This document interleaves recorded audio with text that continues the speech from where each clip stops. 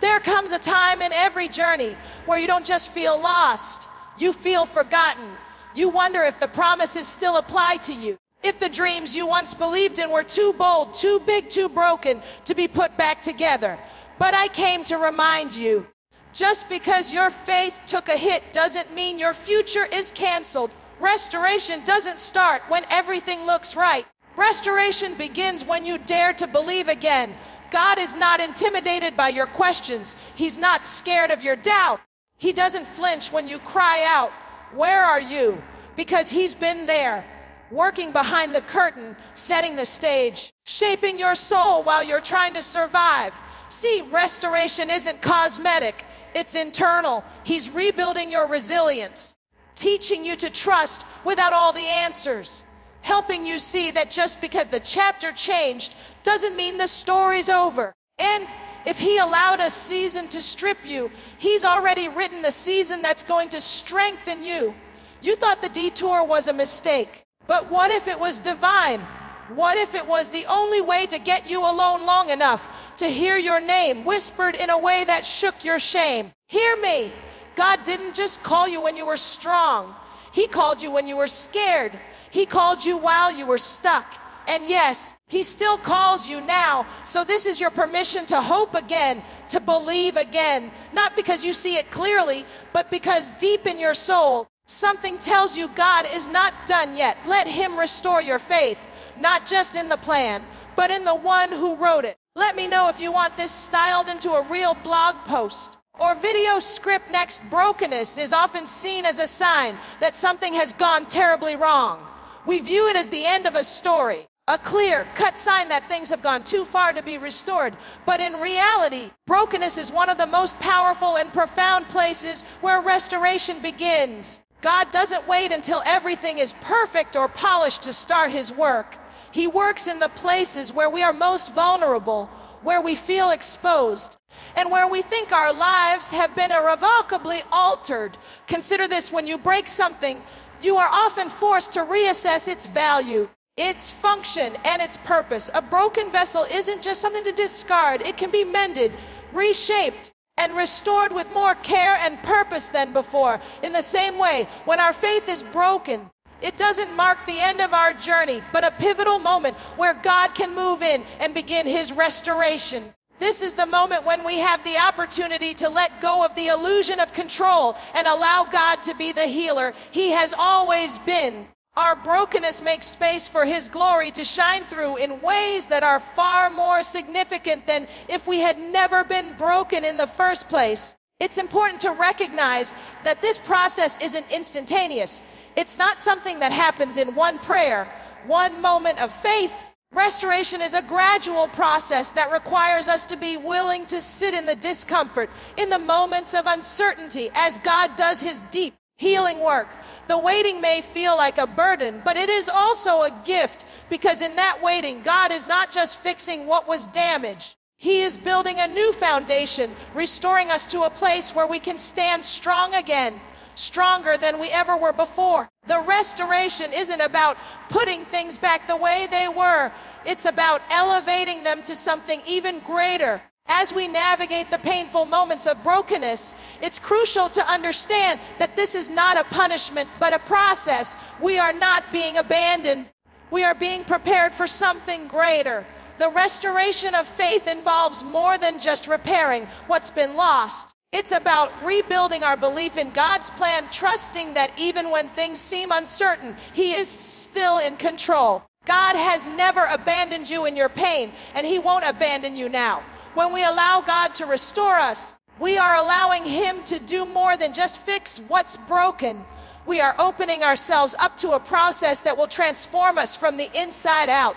Restoration isn't about returning to who you once were, but about becoming who you were always meant to be. The person you were meant to be before fear, doubt, and uncertainty began to define you. The person you were meant to be before you let your brokenness speak louder than your purpose.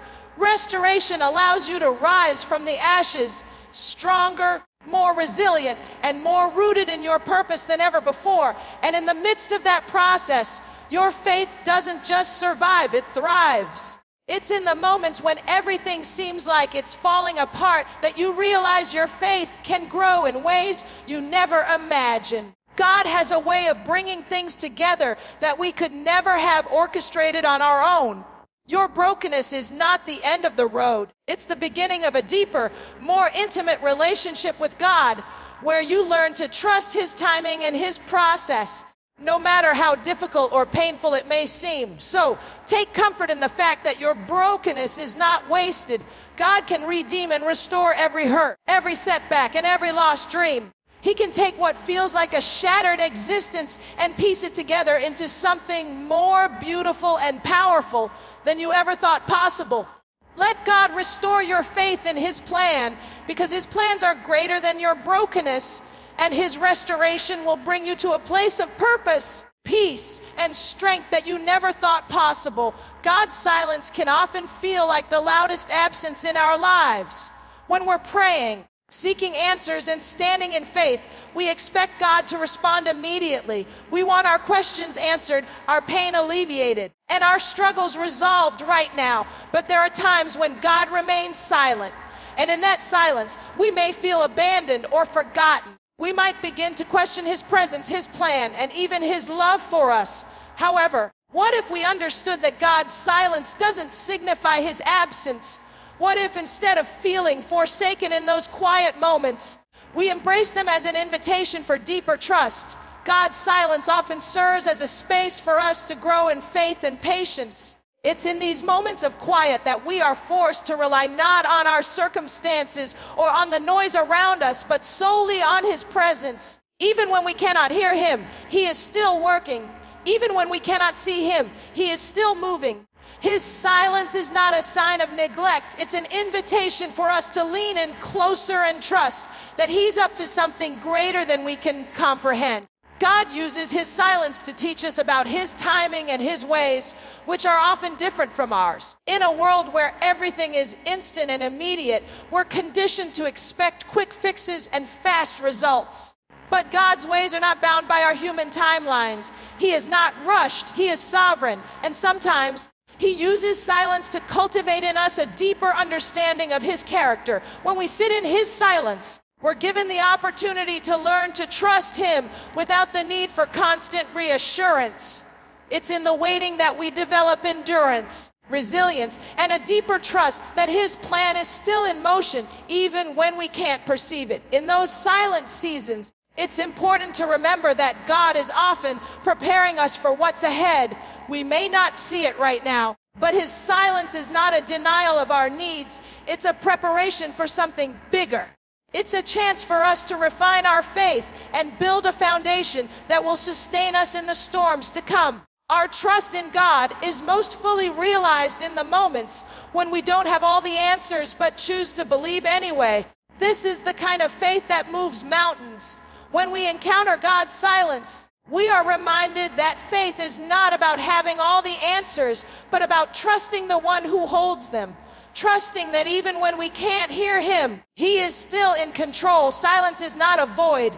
It's a place where God is doing His deepest work, preparing us to carry what's coming next. So, when you find yourself in a season of silence, resist the urge to fill the void with worry and doubt. Instead, embrace the stillness as a sacred space where your faith can be refined and strengthened.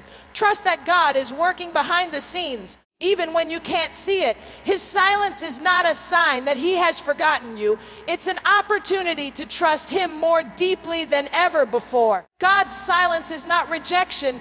It's an invitation for intimacy. The moment you stop demanding answers and start listening for His voice in the quiet is the moment you begin to experience the richness of His presence in a way that will change your life. What may initially appear to be a detour in your life could very well be the very path you were meant to take. Often, when things don't go as planned, when the road seems longer or more winding than we anticipated, we start to question if we've missed God's will. We wonder if we've made a mistake or if our efforts are in vain. But here's the truth: God is never limited by our mistakes, and He is not bound by our understanding of time or plans.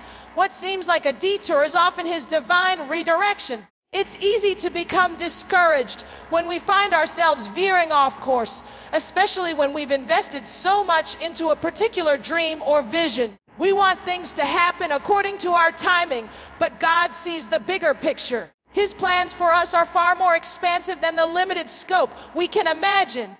He knows that sometimes the road that looks like it's taking us further from our destination is, in fact, the very one that will lead us to the destiny He has prepared for us in life. We often experience moments where we feel like we've been sidetracked, whether it's a job loss, a failed relationship, a setback in our health, or an unanticipated life change. But these detours are not accidents. God allows us to go down these paths for a reason. He uses these moments to shape us, to teach us lessons we wouldn't have learned on the more direct route. The struggles and the winding roads are often the spaces where God builds our character, strengthens our faith, and refines our purpose. Instead of seeing detours as disruptions, we must start to view them as divine opportunities. They are opportunities to trust God more deeply, to learn new skills, to grow in patience, and to stretch beyond the limits of our previous understanding. It's often in the midst of detours that we find new purpose and discover hidden talents or gifts we didn't know we had. The detour doesn't mean that God's plan has failed. It simply means that His plan is bigger than we could have imagined. Remember that God is not just concerned with the destination, but with the journey. Every step along the way is shaping you, preparing you for what's next. So instead of fighting against the detour or wishing for things to go back to how they were, embrace the process. Trust that the detour is still leading you to the right place. You may not see it now, but God's hand is guiding you, and the journey itself will become part of the testimony you will share one day. It's also important to recognize that when we take detours, it's often because we are learning new ways to rely on God. The path we originally envisioned might have allowed us to rely more on our own abilities, our own wisdom, or our own understanding. But when God redirects us, it forces us to lean on Him in a deeper way. We are often taken to places that humble us, that remind us of our need for His guidance. These detours are not roadblocks. They are moments to strengthen our dependency on God, to trust Him in ways we never have before. As you go through life's detours, remember that they are not evidence of failure. They are proof that God is still at work in your life, refining and preparing you for a future you haven't yet fully realized. The detour is part of your story. It's part of the process that will lead you to a place of fulfillment, peace, and purpose that you couldn't have reached without it. Embrace the detour as a redirection from God, knowing that in time, you will see how it leads you exactly where you were meant to go. Trust the process, trust the journey, and trust that God has a plan that is far greater than any path you could have chosen for yourself. In the end, your detour will become a testimony to God's faithfulness and His ability to make all things work together for good, even when we don't understand it in the moment. So take heart. Your detour is a divine path that leads you closer to the purpose He has for you. Restoration is not always instant. It is not a single magical moment where everything miraculously becomes whole again. Instead, it is a process, a journey. When God restores us, He does not simply patch up the broken pieces and leave us as we were. No, He works in us in such a way that we emerge from the process stronger, more resilient, and more capable of fulfilling the purpose He has designed for us. God's restoration is thorough, and it requires us to be willing to go through the process. We are so often looking for quick fixes, and we live in a world where instant gratification is the norm. From fast food to instant downloads, we've grown accustomed to things happening quickly. But when it comes to healing and restoration, God's timing is different. There are no shortcuts. The process of restoration involves layers of healing, growth, learning, and transformation. It's a journey where we may encounter moments of difficulty, moments of doubt, and moments where we feel like we're not making any progress at all. But trust me when I say this, every step of the process is necessary. In those moments when we feel stuck or when we're frustrated with how long it's taking to heal, We need to remember that restoration doesn't happen overnight. It's a gradual rebuilding that happens in the spirit, mind, and body. God may be working on areas in our lives that we didn't even realize needed restoration. He's not just fixing the obvious parts. He's getting to the root of the issue. He's addressing the deep hurts, the hidden fears, and the internal struggles that have prevented us from moving forward. This is why the process can sometimes feel slow. God is doing deep work, and deep work takes time. When we resist the process of restoration, we risk short-circuiting the healing that God wants to bring into our lives. God's restoration isn't just about fixing what's broken on the surface. It's about changing us from the inside out. It's about making us whole in a way that lasts. So when you feel like giving up, when you wonder if this journey will ever end, remember this: God is not wasting your pain. Every setback is an opportunity for Him to work. Every struggle is an invitation for you to grow in faith and trust. The beauty of restoration is that it is not limited to one area of our lives. God is interested in restoring every part of us. The parts that others can see and the parts that only He and we know.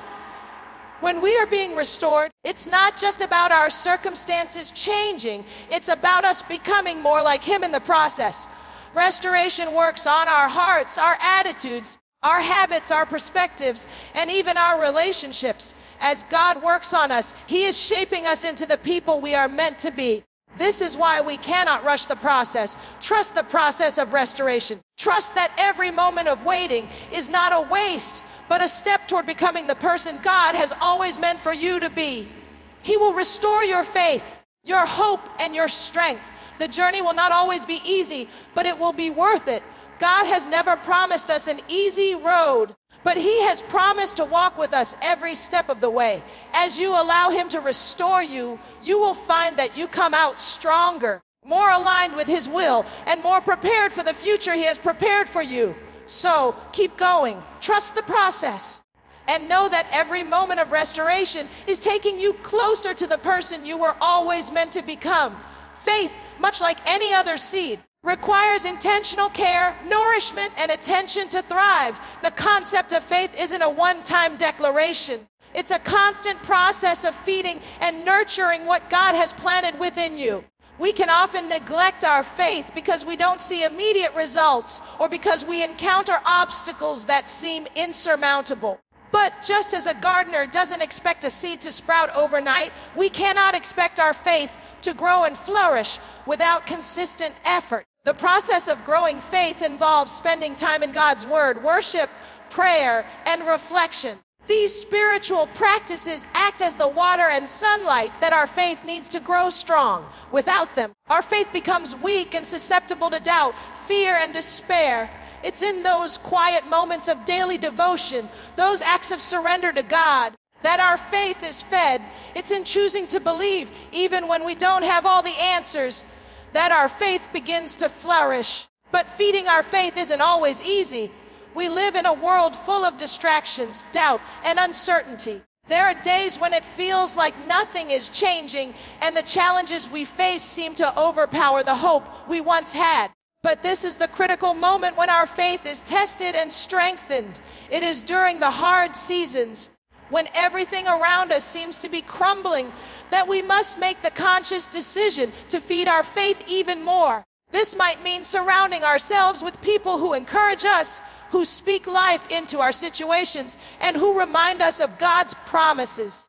It could mean choosing to worship even when we don't feel like it, and speaking out the truths of God's Word when all we hear around us is negativity. It's in these moments that we begin to realize that faith isn't about how much we have. It's about how much we are willing to trust God, even when things don't look the way we expect them to.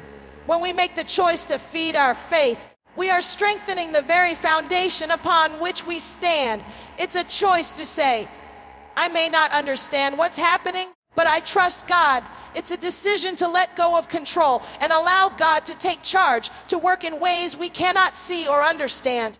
And the more we feed our faith, the more we will see it grow stronger, more resilient, and more confident in the goodness of God. But feeding our faith is not just about positive thinking or wishing for the best. It's about actively participating in the process. It's about acknowledging that our faith will go through seasons of growth and seasons of pruning, but that every season is necessary for our faith to become mature and unshakable. Just as a tree's roots grow deeper during the storms, our faith becomes stronger through life's challenges. The storms may shake us, but they will never break us as long as we are rooted in God's truth. In this journey of faith, we must be patient with ourselves. Growth takes time. There will be moments when we feel like our faith isn't growing fast enough or strong enough. But just as a seed doesn't show its roots immediately, our faith is growing in ways we cannot see. We are being strengthened in ways that will be evident in due time. And when we look back, we will see that the moments of feeding our faith were the very moments that built us into the people we are meant to be. If you're feeling weary or discouraged in your faith journey, remember this: you are not alone. God is with you every step of the way, and He is faithful to complete the work He has started in you. Keep feeding your faith, keep trusting, keep believing.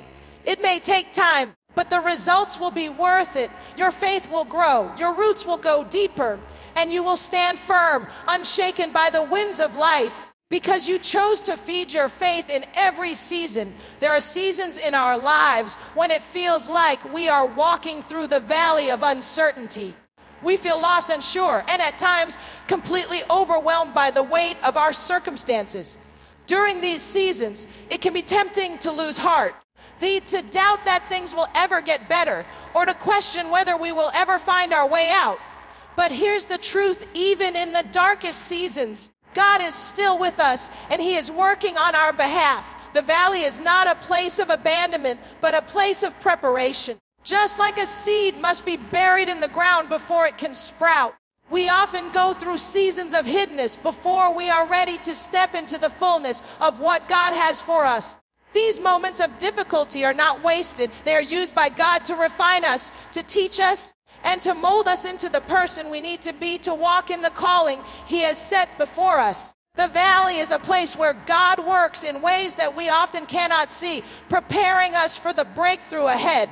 When we find ourselves in these difficult places, it's important to remember that God is doing something in us. He is strengthening our faith, expanding our capacity, and shaping our character. The valley is where we learn to trust God more deeply, to rely on Him even when the answers aren't clear, and to find peace in the midst of uncertainty.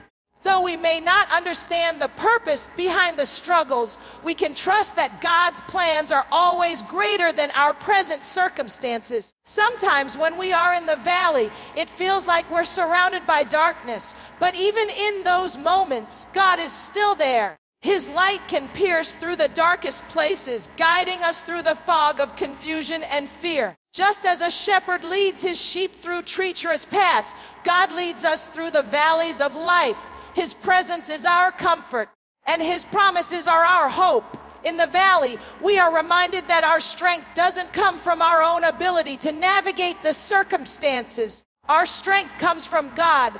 It's in these moments that we learn to lean fully on His understanding, not our own. When we try to solve everything on our own, we end up feeling exhausted and frustrated.